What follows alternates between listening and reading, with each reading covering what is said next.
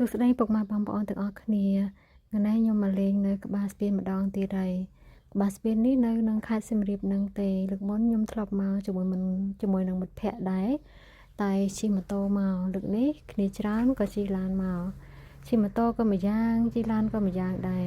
បើយើងគិតពីរយៈចម្ងាយដែលជិះពីក្រុងសៀមរាបមកដល់ក្បាលស្ពាននេះចូលតា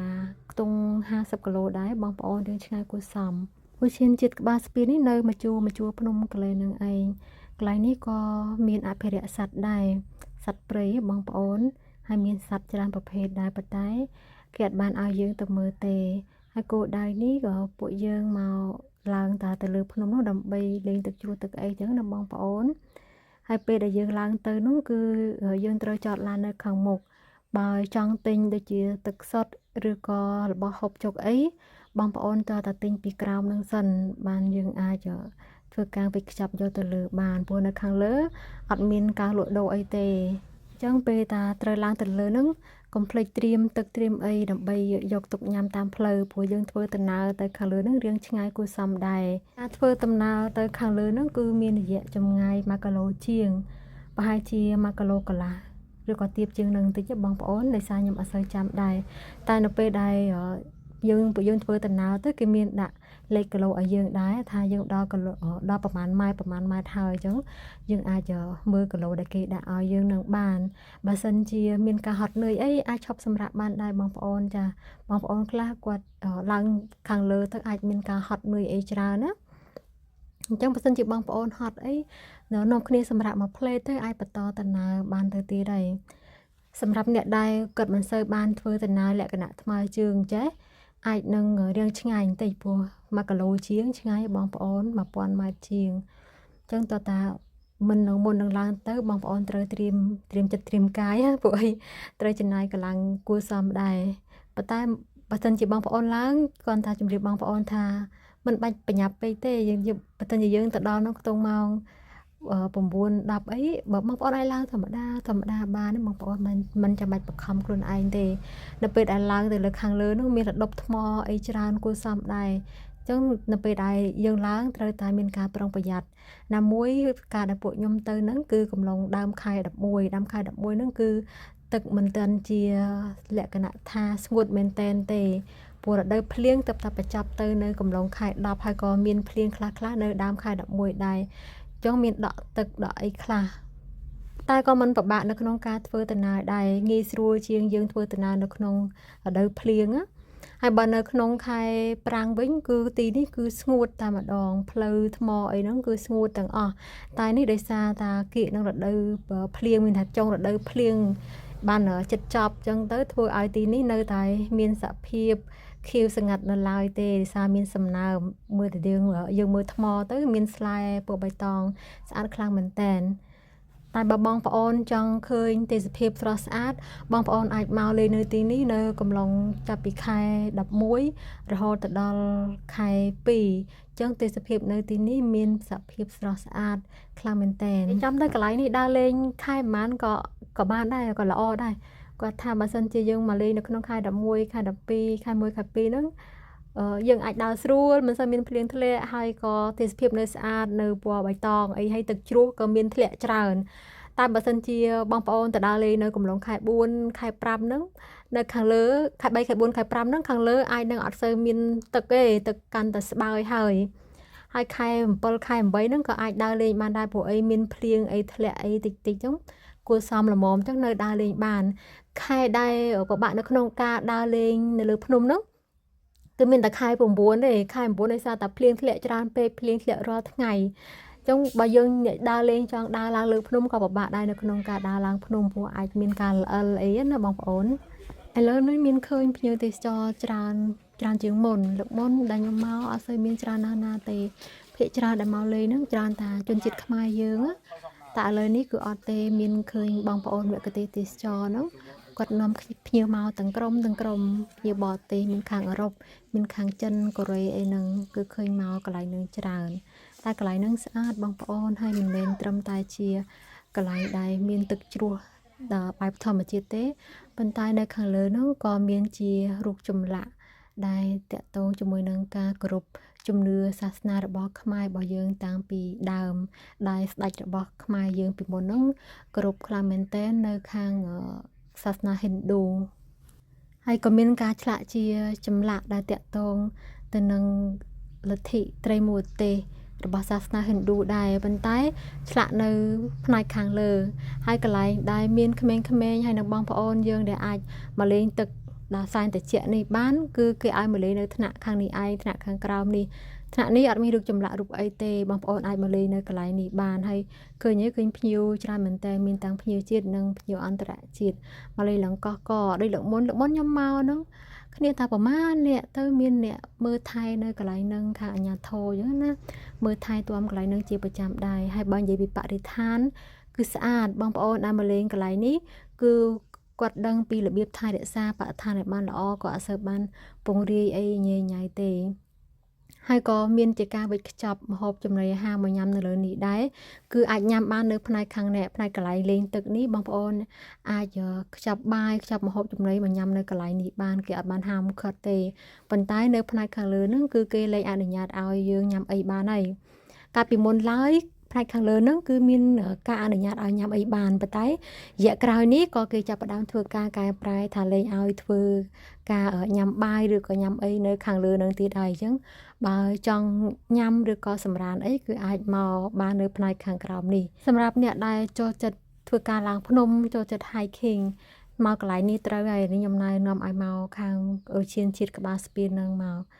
យើងមិនមែនមកឃើញតែទឹកជ្រោះទេណាពេលបងប្អូនឡើងមកបងប្អូនឃើញស្រាប់ហើយនៅតាមផ្លូវមុននឹងឡើងមកដល់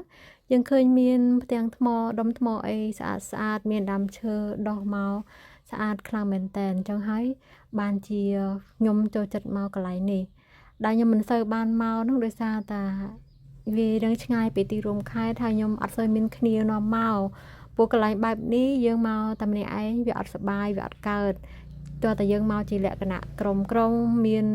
គ្នាតែ2នាក់ក៏បានដែរ2នាក់ក៏ឡើងជាមួយគ្នាបានដែរតែខ្ញុំឥឡូវនេះអត់សូវមានគ្នាដែលអាចមកឡើងកន្លែងនេះបានទេព្រោះគេមកឆ្ងាយនោះអ្នកខ្លះក៏គេមិនសូវចង់មកជិះម៉ូតូពីទីរួមខេត្តដែរតែ2នាក់ហ្នឹងក៏បានដែរខ្ញុំអាចមកជាមួយគ្នាតែត្រឹម2នាក់ហ្នឹងបានហើយទឹកជ្រោះនេះបងប្អូនមើលឃើញស្អាតទេទឹកជ្រោះនេះមានធ្លាក់មកនឹងមាន3កន្លែងនេះមួយកន្លែងនោះមួយទៀតហើយនឹងមានកន្លែងហូររ៉ែមួយទៀតបងប្អូនអត់ឃើញនេះខ្ញុំបាំងបាត់ហើយប៉ុន្តែកន្លែងហ្នឹងស្អាតព្រោះខែនេះពេលភ្លៀងធ្លាក់ហើយចឹងនៅមានទឹកច្រើនណាចឹងកន្លែងធ្លាក់ហ្នឹងវានៅស្អាតបើមិនជាបងប្អូនមកកំឡុងខែ4អីហ្នឹងអាចធ្លាក់តាមមកកន្លែងហ្នឹងទេឬក៏អាចនឹងរីងទៀតអត់អាចបានឃើញទឹកធ្លាក់ទេអាចឃើញធ្លាក់តិចរ៉ែនឹងឯងប៉ុន្តែបើមកកំឡុងខែនេះមកគឺឃើញមានទឹកធ្លាក់ឯនេះធ្លាក់កន្លែងនេះមួយធ្លាក់កន្លែងនេះមួយហើយនឹងធ្លាក់កន្លែងរ៉ែខាងនោះមួយទៀតបងប្អូនឃើញទេអញ្ចឹងវាមានលក្ខណៈស្អាតបែបហ្នឹងតែបើបងប្អូនមកខែប្រាំងគឺអាចនឹងរីងតែម្ដងមានតែហូរមករ៉ែតិចហ្នឹងទេកាលលើកមុនខ្ញុំមកដូចជាខ្ទង់ខែ4ខែ5អត់សូវមានទឹកទេសឹងថារកទឹកអត់បានលេងតែនេះយើងមកត្រូវនឹងពេលដែលសម្បូរទឹកចង់អាចក្មេងៗអីអាចលេងទឹកកន្លែងនេះបានទឹកឡើងត្រជាក់ស្រេបបងប្អូនអីពេលបងប្អូនមកកុំភ្លេចយកខោអាវយកអីមកផ្លាស់ផងងូតទឹកនៅកន្លែងនេះមកទឹកឡើងថ្លាយើងមើលទៅខាងក្រោមទឹកមើលសិតតាខ្សែសិតតាថ្មហើយមិនឲ្យត្រជាក់មិនបើវាមានដើមឈើមានអីម្លប់ទៀតជុំគាត់ដាក់ដៃចោះទៅឡើងត្រជាក់ស្រេបមានថាខ្មែរយើងនឹងងូតទឹកនៅកន្លែងហ្នឹងអ៊ូអមែនតើហើយភ្ញៀវបរទេសហ្នឹងគាត់គ្រាន់តែមកឈរមើលបន្តិចទៅគាត់ឡើងទៅមើលកន្លែងរូបចម្លាក់បន្តទៀតរូបចម្លាក់នៅខាងលើបន្តិចទៀតខ្ញុំនឹងទៅថតបង្ហាញបងប្អូននៅខាងលើបន្តទៀតភ្ញៀវបរទេសខ្លះក៏គាត់អត់បានឡើងមកដែរមិញខ្ញុំឃើញដូចជាម្នាក់2នាក់គាត់ប្រាប់គ្នាគាត់ថាអត់បានឡើងមកខាងលើទេប្រហែលជាអាចនឹងមានបញ្ហាសុខភាពរបស់គាត់ដែរព្រោះឡើងមកពីក្រោមឡើងមកលើហ្នឹងលក្ខណៈឡើងភ្នំដែរចឹងអាចនឹងហត់គួរសមដែរបើសិនជាអ្នកដែលមានបញ្ហាសុខភាពអីហ្នឹងពិបាកនៅក្នុងការឡើងដែរចឹងក៏មានចោះទៅវិញម្នាក់2នាក់អីហ្នឹងទេក្រៅពីហ្នឹងក៏ពួកគាត់សម្រាប់ចិត្តឡើងមកមើលនៅខាងលើហ្នឹងច្រើនក្រុមខ្លាំងមែនតើមានតាំងពីកូរ៉េចិនហើយនឹងភ្ញៀវបរទេសផ្នែកអឺរ៉ុបហ្នឹងបើសម្រាប់ខ្ញុំអត់មានបញ្ហាអីទេឡើងត្រឹម1គីឡូជាង1000ម៉ែត្រជាងអីហ្នឹងខ្ញុំអាចឡើងបាន ព្រោះខ្ញុំឡើងក៏អត់មានសិបខំដែរខ្ញុំឡើងមកល្មមមកសំរុំសំខាន់យើងមានពេលគ្រប់គ្រាន់តាអត់ចាំបាច់ត្រូវបញ្ញាប់ទៅណាទេយើងមានឡានមានអីខ្លួនឯងបើដូចភ្ញៀវបរទេសអីគាត់មកតាមមគ្គុទ្ទេសក៍ទេសចរទៅតាមគោលដៅរបស់គាត់អញ្ចឹងគាត់ធ្វើអីគិតពីម៉ោងគិតពីវេលាច្រើនជាងយើងសម្រាប់ខ្ញុំអីឡើងភ្នំឡើងអីខ្ញុំមិនសូវជាបញ្ញាប់អីទៅណាទេព្រោះយើងមកដល់មជ្ឈបាយខ្លួនឯងហើយស្រុកអីយើងក៏នៅនេះដែរអញ្ចឹងឡើងមកល្មមបើពេលហត់ក៏ឈប់សម្រាកតិចទៅព្រោះគេមានកន្លែងឲ្យយើងឈប់សម្រាកដែរយើងអាចឈប់បានគេធ្វើដូចលក្ខណៈខ្ចោះអីណាអាចឈប់សម្រាកមកផ្លេតទៅអញ្ចឹងយើងពេលយើងបាត់ហត់ឡើងមកបន្តងទៀតទៅមិនបាច់បខំខ្លួនឯងខ្លាំងពេកទេបងប្អូនធ្វើអីក៏ដោយយើងកុំបខំខ្លួនឯងឲ្យលក្ខណៈថាពេកជ្រុលពេកអីណាឡើងមកធម្មតាតាមស្រួលធ្វើអ្វីតាមដំណើរទៅអាចជោគជ័យអីចាឥឡូវនេះខ្ញុំនាំបងប្អូនមកមើលទឹកនៅខាងលើមួយថ្នាក់ទៀតណាទឹកហមមកដូចជាស្ទឹងអញ្ចឹងប៉ុន្តែគេឲ្យយើងចោះទេឃើញគេដាក់ខ្សែហ្នឹងទេគេឲ្យយើងចូលទៅងូតទឹកឬក៏លេងនៅកន្លែងហ្នឹងទេកន្លែងហ្នឹងគឺគេមានការហាម5ហើយខ្ញុំដើរទៅតាមខ្សែទឹកហ្នឹងឡើងទៅលើទៅពួកខ្សែទឹកហ្នឹងនឹងនាំយើងឲ្យទៅមើលរូបចម្លាក់ដែលនៅខាងលើហ្នឹងដើរតាមនឹងរហូតចឹងទៅមិនខ្ញុំដើរតែឯងណាតាមពិតក៏មានភ្ញៀវទេសចរដើរហោហែតែបដាដែរប៉ុន្តែយើងអត់ហ៊ានថតគេយើងថតតែខ្លួនឯងនឹងបានហើយនឹងទេសភាពនៅខាងលើនេះថាមានអីគេខ្លះនេះអ្នកខាងនេះហ្នឹងគឺទឹកហូរមកលក្ខណៈអញ្ចឹងឯងបន្តិចទៀតបងប្អូននឹងឃើញសេវលឹងកន្លែងនេះគេហៅថាលឹង1000នេះស្អាតណាស់បងប្អូនអើយដើមឈើដោះនៅមាត់ស្ទឹងប្របស្ទឹងកន្លែងនេះគេហៅថាស្ទឹងតានេះទេសភាពឡើងស្អាតខ្ញុំចិត្តកន្លែងហ្នឹងមើលឲ្យឡើងត្រជាក់ភ្នែកមើលឃើញតាំងពីខ្សាច់ថ្មទឹកហូរហើយរុក្ខជាតិដោះនៅសងខាងទៅទៀតណាស្អាតខ្លាំងមែនទែនតែកន្លែងហ្នឹងទៀតឲ្យចូលទេគ្រាន់តែអាចដើរលេងមើលនៅជុំវិញនឹងបានមកដល់កន្លែងនេះទីនេះគឺដឹង1000ណាបងប្អូនតើតើនឹងសាសនាហិណ្ឌូព្រះសិវៈក៏អីជំនឿលើលទ្ធិព្រហ្មមួយវិញមានព្រះសិវៈព្រះព្រហ្មហើយនិងព្រះវិស្ណុកន្លែងនេះគឺជាទីដែលស័ក្តិសិទ្ធិពីមុនមកមានទំនាក់ទំនងជាមួយនឹងស្ទឹងសៀមរាបដែរឬថាដូចជាហូរពីកន្លែងនេះចាក់ទៅស្ទឹងសៀមរាបហើយនឹងស្ទឹងមួយទៀតខ្ញុំភ្លេចបាត់ហើយមកដល់កន្លែងនេះគឺជារូបចម្លាក់នឹងហើយបងប្អូនចម្លាក់ហ្នឹងគឺឆ្លាក់នៅនឹងទឹកជ្រោះនឹងតែម្ដងហើយនៅទីនេះក្រៅពីរូបលឹង1000ដែលតំណាងឲ្យព្រះសិវៈហ្នឹងក៏មានការឆ្លាក់ជារូបរបស់អង្គព្រះវិស្ណុដែរព្រះវិស្ណុគឺជាព្រះដែលថែរក្សាលោកព្រះដែលបង្កើតលោកហើយនឹងបង្កើតអ្វីនៅក្នុងលោកនេះអញ្ចឹងនៅពេលដែលព្រះអង្គផ្ទុំរូបនេះគឺជារូបព្រះវិស្ណុកំពុងតែផ្ទុំនៅពេលដែលព្រះអង្គផ្ទុំក៏មានការឈូកដោះចេញពីផ្ចិតរបស់ព្រះអង្គ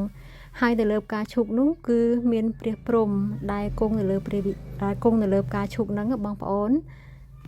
នៅពេលដែលខ្ញុំឃើញទឹកហូរនៅខាងក្រោមរូបសំណាករបស់ព្រះអង្គអញ្ចឹងគឺដូចជាព្រះអង្គហ្នឹងស្ថិតនៅលើនាគដែលនាគហ្នឹងគឺនៅក្នុងមហាសាគរហ្នឹងហើយជាឋានរបស់ព្រះអង្គមើលទៅគឺដូចទៅនឹងគម្ពីររបស់ព្រហ្មញ្ញសាសនាហិណ្ឌូបងប្អូនហើយព្រះព្រហ្មក៏ជាព្រះដែលថែរក្សាលោកដែរសម្រាប់ព្រះសិវៈវិញព្រះសិវៈគឺជាព្រះដែលបំផ្លាញនៅសេចក្តីអាក្រក់និយាយទៅអ្វីដែលអាក្រក់នៅលើលោកនេះព្រះសិវៈគឺមានតួនាទីបំផ្លាញចោលឲ្យអស់ចឹងអ្នកណាដែលសាងអាក្រក់អ្នកណាដែលសាងមិនល្អសាងអកុសលច្រើនព្រះអង្គនឹងបំផ្លាញសភាវៈអាក្រក់ទាំងនោះចេញហើយបើសិនជានៅលើពិភពលោកនេះបងប្អូនសម្បូរទៅដោយអំពើអាក្រក់ច្រើនមនុស្សអាក្រក់ច្រើនព្រះអង្គនឹងបំផ្លាញពិភពលោកនឹងទាំងមូលតែម្ដងគឺបំផ្លាញទាំងអស់ហើយបង្កើតសារឡើងវិញសារជាថ្មីដោយអង្គព្រះវិស្ណុចឹងបើសិនជាចង់ឲ្យភពផែនដីរបស់យើងនៅយូរអង្វែងតទៅទៀតតតែមនុស្សនៅលើផែនដីហ្នឹងស្គាល់ល្អស្គាល់អាក្រក់ហើយធ្វើអំពើល្អឲ្យបានច្រើនដោយព្រះពុទ្ធទ្រង់មានព្រះពុទ្ធដីកាអញ្ចឹងឯងថាមានតែសេចក្តីល្អនឹងទេដែលធ្វើឲ្យយើងហ្នឹងគេចផុតពីទុក្ខទាំងឡាយទាំងពួងចឹងសាសនាអីក៏ដោយតែងតែអប់រំឲ្យមនុស្សយើងនឹងធ្វើតាមអំពើល្អជានិច្ចហើយកន្លែងហ្នឹងបងប្អូនអាចធ្វើការបន់ស្រន់បានដែរនៅម្ខាងទៀតដែលបងប្អូនឃើញមនុស្សជុំមិញណានឹងគឺគេធ្វើការបន់ស្រន់បងប្អូនចង់បានអីក៏ទៅធ្វើការបន់ស្រន់កន្លែងហ្នឹងទៅឬគេថាស័ក្តិសិទ្ធិខ្លាំងមែនតើ